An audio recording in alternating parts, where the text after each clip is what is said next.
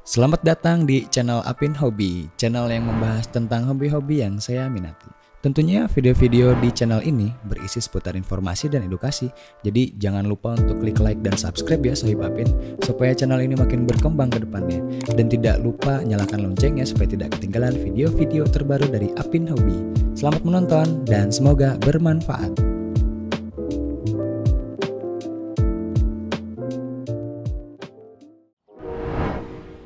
Sebelum memulainya, kita harus tahu apa itu kultur bakteri. Kultur bakteri adalah memperbanyak jumlah koloni bakteri yang diinginkan. Di sini yang akan kita kultur bakteri Nitrosomonas dan Nitrobacter, tentunya untuk keperluan akuarium atau aquascape. Apalagi kita punya banyak tank aquascape atau bisa untuk kolam karena membutuhkan dosis yang lebih banyak. Jadi bisa lebih hemat gitu ya.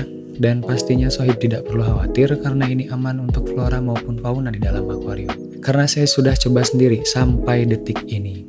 Bakteri ini digunakan untuk keperluan mengurai amoniak, yang dimana amoniak ini jika konsentrasinya terlalu banyak di dalam air, bisa membahayakan keberlangsungan hidup fauna di dalamnya. Kenapa sih harus Nitrosomonas dan Nitrobacter? Kan masih ada bakteri lain yang mengurai amoniak atau bakteri kemoautotrof lain. Memang bakteri pengurai amoniak ini bukan hanya Nitrobacter, tapi percayalah tidak ada bakteri yang lebih jago mengurai amoniak selain doi. Tapi bakteri ini tergolong lama dalam berkembang biak, membutuhkan waktu dari 8 jam sampai berhari-hari tergantung kondisi lingkungan sekitar. Maka dari itu kita buat lingkungan yang baik untuk memperbanyak bakteri ini. Hai yuk kita mulai. Pertama-tama cuci tangan menggunakan alkohol 70% untuk mensterilkan tangan dari bakteri patogen yang tidak diinginkan. Setelah mencuci tangan, persiapkan alat dan bahan. Bahan pertama air mineral dengan pH 8, mereknya itu ya. Kenapa? Karena bakteri ini akan lebih optimal pada rentan pH 7,5 sampai 8. Jika pH menyentuh angka 9, metabolisme bakteri ini akan mulai menurun. Bahan kedua ini paling penting, yaitu bakteri starter yang sudah jadi. Cukup 3 ml saja untuk 1 liter air. Loh, kok pakai bakteri starter yang sudah jadi sih? Kalau gitu mah mending beli aja yang udah jadi tinggal pakai gitu ya. Ya, seperti yang saya bilang, kultur itu kan memperbanyak jumlah koloni bakteri yang diinginkan. Tentu untuk keperluan yang banyak pula, seperti punya tank yang banyak atau kolam yang besar. Kenapa sih tidak pakai tanah kandang aja biar gratis gitu ya? Pakai bahan tanah kandang untuk keperluan tanaman sih oke-oke aja. Tapi kalau untuk keperluan akuarium, don't play-play bosku. Oke, perlu diketahui, tanah kandang itu kan berisi banyak bakteri, bukan hanya bakteri nitrifikasi saja, tapi bakteri patogen pun juga banyak. Contoh deh salmonella gitu ya. Bayangin aja 1 gram tanah saja bisa terdapat jutaan bakteri.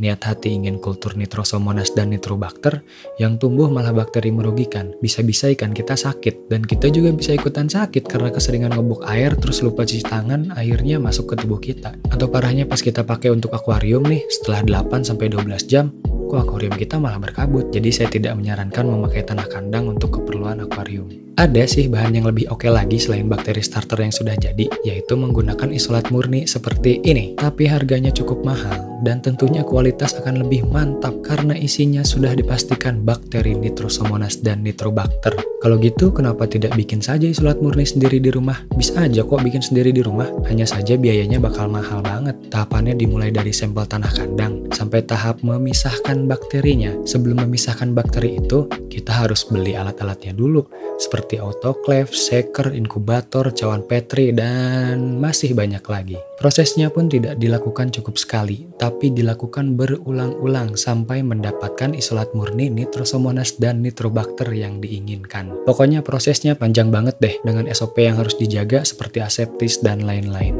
Jadi gimana? Masih mau bikin isolat murni sendiri di rumah atau beli bakteri starter yang sudah jadi saja? Itu terserah Sohib. Bahan selanjutnya selang dengan ujung busa dan tutup botol yang sudah dilubangi seperti contoh di video.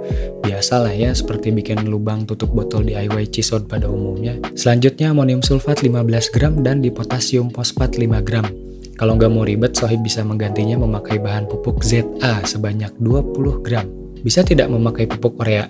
Bisa saja, tapi airnya ganti dengan air dengan rentan pH 6-7. Silahkan dipilih. Selanjutnya aerator. Aerator ini fungsinya untuk mengocok air karena dia kan pompa udara. Secara tidak langsung proses pengocokan ini akan menambah nilai DO. Tapi tidak akan banyak karena di udara bebas saja hanya terdapat 20,9% oksigen. Tapi untuk keperluan kultur itu sudah cukup karena Nitrobacter ini bakteri aerob membutuhkan oksigen untuk mengoksidasi amoniak merubahnya menjadi nitrit dan nitrat. Perbandingannya, bakteri ini membutuhkan membutuhkan 3,42 gram oksigen untuk merubah amoniak menjadi 1 gram nitrit. Selanjutnya kita masuk langkah-langkah membuatnya. Larutkan bahan amonium sulfat tadi, perlu diperhatikan di sini, larutkan selarut mungkin, jangan ada sisa.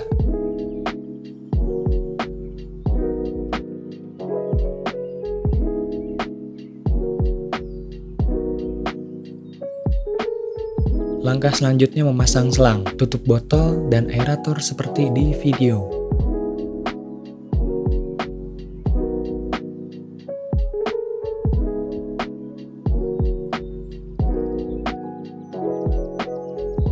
Sohib bisa melihat gelembung udara yang lembut keluar dari busa, setelah itu taruh di tempat yang tidak terkena sinar matahari langsung. Karena bakteri ini mempunyai sifat fotobik atau ngumpet dari sinar matahari, ya macam pampir lah. Lalu diamkan selama 5-7 hari. Setelah 5-7 hari, Sohib bisa lihat perbedaan warna air yang tadinya bening menjadi agak keruh dan menandakan kultur ini sudah bisa digunakan.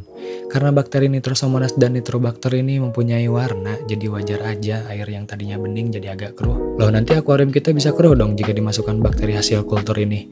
Don't worry, jangan takut, tetap jaga mental biar aman. Karena bakteri ini tipenya luntang-lantung. Jika rumah bakterinya tercukupi, itu pasti aman dan gak bakal bikin keruh. Maka ada yang bilang karang jahe atau batu apung misalnya bisa membuat akuarium jernih. Sebetulnya karang jahe atau batu apung itu jadi rumah untuk bakteri, atau si bakterinya sudah punya rumah dan tidak luntang-lantung lagi. Untuk penyimpanannya, Sohib Apin bisa menaruhnya di dalam kulkas bagian bawah, bukan di bagian freezer beku ya. Karena bakteri ini akan dorman jika didinginkan suhu menyentuh angka 2 derajat Celcius. Jika suhunya menyentuh angka 40 derajat Celcius, metabolismenya akan mulai menurun, dan jika suhunya menyentuh angka 50 derajat lebih, bakteri ini akan kembali ke rahmatullah. Jadi hati-hati penyimpanannya, jangan ditaruh di luar rumah apalagi sampai dijemur. Seperti itu aja Sohib, semoga video ini membantu, dan jika video ini bermanfaat, jangan lupa klik jempol ke atas dan subscribe channel ini.